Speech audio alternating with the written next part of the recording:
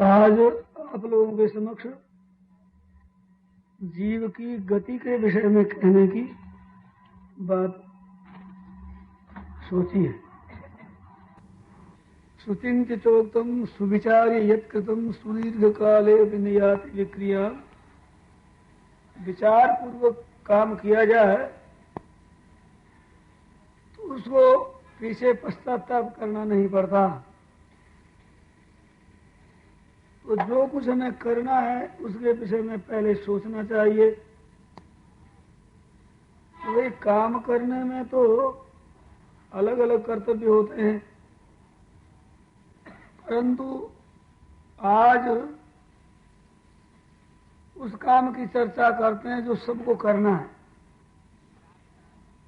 अर्थात हमें यहाँ से जाना पड़ेगा, तो हमारी क्या गति हो इस विषय में जानने की बड़ी भारी आवश्यकता है। सांसारिक काम करें न करें, कोई कुछ करता है कोई कुछ करता है, परंतु शरीर छोड़कर तो जाना पड़ता ही है। उस विषय में कुछ आप लोगों की सेवा में आज कहूं, ऐसा आदेश हुआ है। भगवत गीता के 8वें अध्याय के आरंभ में ही अर्जुन ने 7 प्रश्न किए थे। उनमें 7वां प्रश्न था, अंतकाल में आप कैसे जानने में आते हैं।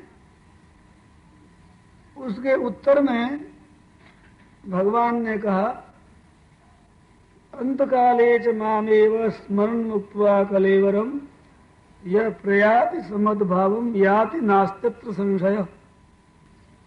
अंतकाल में भी मेरा स्मरण करता हुआ शरीर छोड़ करके जाता है, वह प्राणी निश्चय ही मेरे को प्राप्त होता है, इसमें संदेह नहीं। तो फिर बात आती है कि यह कायदा नियम आपके लिए ही है क्या। तो अगाड़ी का जो 6ठा श्लोक होता है 8वें अध्याय का, उसमें कहते हैं कि नहीं, यं यं वापि स्मरण भावम चिरत्यन्ते कलेवरम तम तमेवैति कौन्तेय सदा तद्भाव भावित। अंतकाल में जिस जिस भाव का स्मरण करता हुआ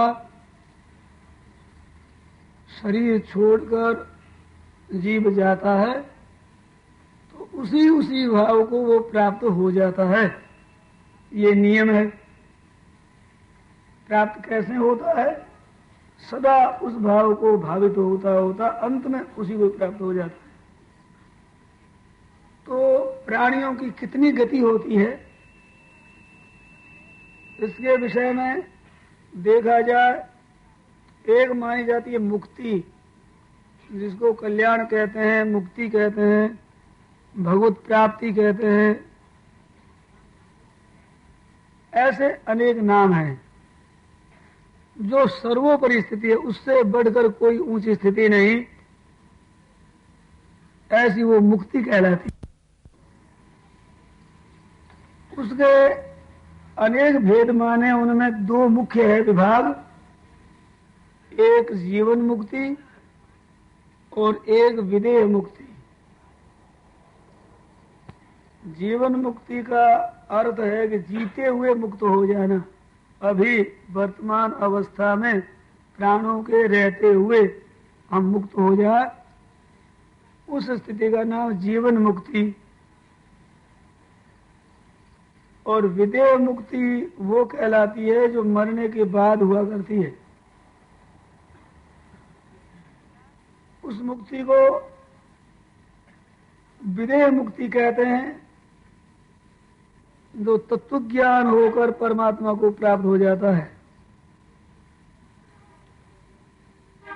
अब दूसरी चीज से मुक्ति मानी गई है जिसमें गति होती है।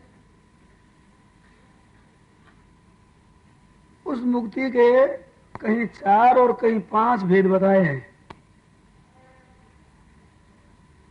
वो सगुण परक भक्तों की मुक्ति मानी गई है। भगवान को निर्गुण भी मानते हैं और सगुण भी मानते हैं। तो निर्गुण तत्व को मानने वालों की ये जीवन मुक्ति विदेह मुक्ति बताई। सगुण